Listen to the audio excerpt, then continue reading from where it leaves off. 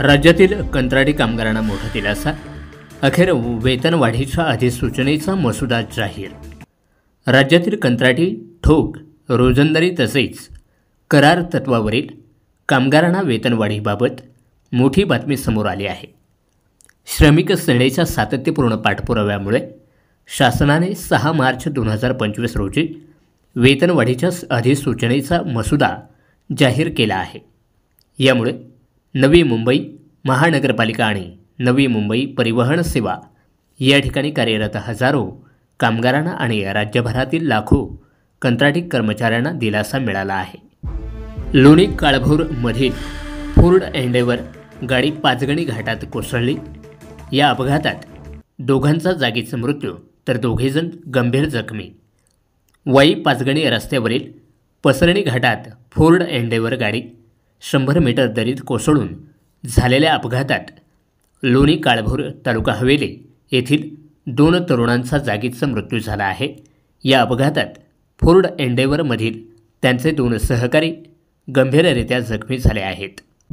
अहिल्यानगरमध्ये आली देशातील पहिली कार. टोयोटा वेलफायरचे माननीय अरुणकाका जगताप यांना वितरण. आरामदायक हायब्रिड टेक्नॉलॉजी आणि प्रगत तंत्रज्ञानाने सजवलेल्या इंटेरियर, आकर्षक डिझाईन आणि उच्च गुणवत्तेच्या फीचर्सचा समावेश असलेल्या टोयोटाच्या वेलफायरचे वितरण माननीय अरुणकाका जगताप यांना करण्यात आले.